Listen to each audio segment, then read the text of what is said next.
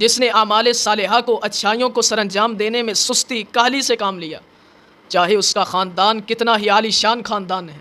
چاہے اس کا حسب و نسب کتنا ہی بلند حسب و نسب ہے، چاہے وہ کتنے ہی شہرت والے خاندان سے تعلق رکھتا ہے، چاہے اس کا حسب و نسب بڑا حسب و نسب ہے، لیکن اس کا حسب و نسب، اس کا خاندان، اس کا کنبہ قبیلہ، اس کی برادری، اس کی جماعت اسے کوئی فائدہ نہیں دے گی اگر وہ اعمال صالحہ میں سست ہے، اگر اس نے نیکیوں کو سر انجام دینے میں سستی اور کاہلی سے کام لی۔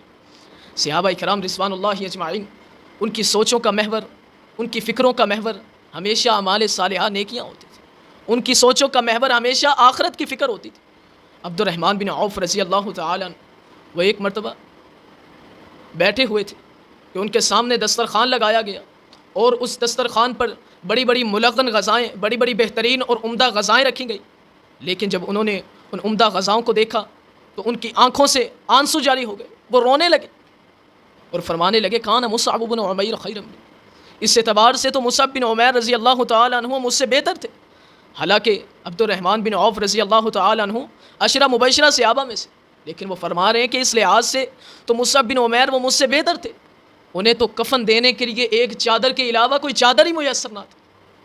کہیں ایسا تو نہیں کہ اللہ مجھے دنیا میں اتنی نعمتیں دے کر، اللہ مجھے دنیا میں مال و زر کی فراوانی دے کر، اللہ دنیا میں مجھے طرح طرح کے کھانے میسر کر کے مجھے آخرت کی نعمتوں سے محروم کر رہا، حالانکہ ایسا کچھ نہیں۔ اللہ اگر کسی کو دنیا میں اچھا مال و زر، دنیا کی فراوانی، دنیا کی نعمتیں میسر کر دیتا ہے تو اس کا یہ ہرگز معنی نہیں کہ اللہ اسے آخرت کی نعمتوں سے محروم رکھے، لیکن سوچ کا فرق ہے، فکر کا فرق ہے۔ ان کی سوچ، ان کی فکر کا محور، بنیاد ہمیشہ آخرت کی فکر ہوتی تھی، اور اب بھی وہ آخرت کے بارے میں سوچ رہے ہیں کہ اللہ مجھے اتنی نعمتیں میسر کر رہا ہے، کہیں اللہ مجھے یہ نعمتیں دے کر آخرت کی نعمتوں سے محروم تو نہیں کر،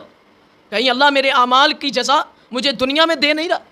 کہیں اللہ مجھے دنیا میں میرے اعمال کی جزا دے کر آخرت کی جزا سے محروم تو نہیں کر رہا۔ اسی طرح سالم بن عبداللہ بن عمر، یہ عبداللہ بن عمر رضی اللہ تعالیٰ عنہ کے لخت جگر ہیں، ان کے بیٹے ہیں۔ حضرات، یہ ایک مرتبہ بیت اللہ میں بیٹھے ہوئے تھے تو وقت کا حاکم ہشام بن عبد الملک ان کے پاس آئے اور آ کر کہنے لگا اے سالم سلنی حاج جا، وقت کا حاکم آیا ہے اور پوچھ رہا ہے سلنی حاج جا، کہ اے سالم اگر آپ کو کوئی ضرورت ہے، اگر آپ کو مال چاہیے یا کسی بھی قسم کی ضرورت ہے تو آپ مجھے بتائیے، میں آپ کی حاجت کو، ضرورت کو پورا کرتا ہوں۔ سالم بن عبداللہ انہوں نے جواب دیا، فرمانے لگے کہ مجھے حیا آتی ہے، مجھے شرم آتی ہے کہ میں اللہ کے گھر میں بیٹھ کر تجھ سے سوال کروں، میرا خالق و مالک مجھے سن رہا ہے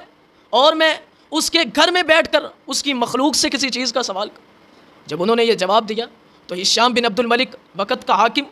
وہ واپس چلے گیا اور بیت اللہ کے باہر، اللہ کے گھر کے باہر ان کا انتظار کرنے لگا۔ جب سالم بن عبداللہ باہر نکلے تو وہ پھر آیا اور پوچھنے لگا اب تو بتا دیجئے، اب تو آپ بیت اللہ سے باہر آ چکے ہیں، مجھے بتائیے اگر آپ کو کسی چیز کی ضرورت ہے تو میں آپ کی ضرورت اور حاجت کو پورا کر دیتا۔ تو فرمانے لگے امن حوائج دنیا و حوائج الاخرہ، کیا میری دنیاوی ضروریات کو پورا کرو گے یا میری آخرت کی ضروریات کو بھی پورا کر دو گے؟ تو وہ کہنے لگا کہ حوائج دنیا، میں تو آپ کی صرف اور صرف دنیاوی ضروریات کو، دنیاوی حاجتوں کو ہی پورا کر سکتا ہوں۔ تو سالم بن عبداللہ رحمہ اللہ نے انہوں نے جواب دیا اور کمال جواب دیا اور فرمانے لگے کہ تجھے کیا ہو گیا؟ واللہ لا اسأل من یملکها، میں نے تو کبھی دنیا کا سوال اس ذات سے بھی نہیں کیا جو دنیا کا مالک و خالق ہے، تو پھر میں تجھ سے دنیا کا سوال کس طرح کر سکتا ہوں، حالانکہ تو خود اللہ کی مخلوق ہے۔